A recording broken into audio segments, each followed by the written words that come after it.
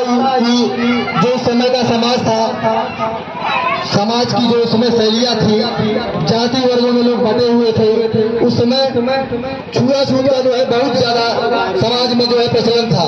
तो भीमराव अम्बेडकर जी बाल्यकाल जीवन से ये चीज देख रहे थे और उनके दिमाग में, उनके विचार में आया कि सब चीजों को दूर करना है। तो उन्होंने शिक्षा के लिए बहुत संघर्ष किया और इतनी डिग्रियां उन्होंने हासिल की देश अपने लिए। और जब डिग्रियां उनके पास हुई, पढ़ाई के, वो लंदन गए, देश के अंदर बैरिस्टर बने, बहुत अच्छे पढ़े लिखे वकील बने और देश की ऐसी स्थिति आई कि जब भारत अंग्रेजों से गुलाम था, तो उस समय तमाम हमारे देश के वीरों ने अपने प्राणों की आहुति दी, फिर देश हमारा स्वतंत्र हुआ। स्वतंत्रता के बाद देश में एक सिस्टम बना कि संविधान के अनुरूप हमारा देश चलना चाहिए, क्योंकि उस समय देश की गतिविधियां ये थी कि तमाम जाति वर्गों में लोगों को बांटा गया था।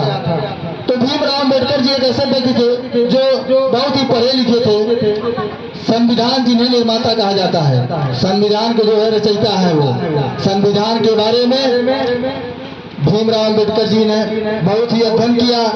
आज SC/ST समुदाय के लिए खासकर उन्होंने, और भी OBC के लिए, जनरल के लिए, सभी के लिए उन्होंने ऐसा संविधान में समायोजित व्यवस्था की कि सभी लोगों को पर्याप्त उचित स्थान, जाति विशेष शिक्षा, पढ़ाई लिखाई के हिसाब से लोगों को जो है स्थान मिले। आज उनकी देन है, उनकी देन है कि हम सभी यहाँ पे संगठित होकर बैठे हैं, अपने विचारों को इस देश के लोकतंत्र में कुछ भी खुलकर बोल ले रहे हैं। आज उन्हीं की देन है, उन्होंने ये ऐसा माहौल बनाया, ऐसा संविधान की रचना की।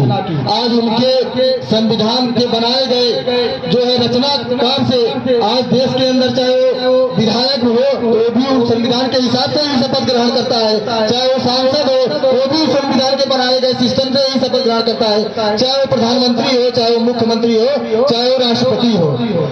तो उनके बारे में जानना जरूरी है कि भीमराव अम्बेडकर जी क्या थे और क्या उन्होंने देश के लिए किया है। जयंती मनाना एक अलग विषय है, हम आप यहाँ जयंती मनाने आए हैं, वो एक अलग विषय है कि भाई वो देश के लिए कुछ किए हैं। तो हम लोग यहाँ जयंती मनाने आज अपने गांव में, आज पूरे भारत में कहीं न कहीं कार्यक्रम, हर जगह भीमराव अम्बेडकर जी की जन्म जयंती का कार्यक्रम है, ऐसी बात नहीं है। लेकिन जयंती के साथ साथ उनके विचारों को, उनके सिद्धांतों को हमारे आपके अंदर क्या आ रहा है उसके बारे में अध्ययन करने का भी विषय है। मैं इस कार्यक्रम में जो भी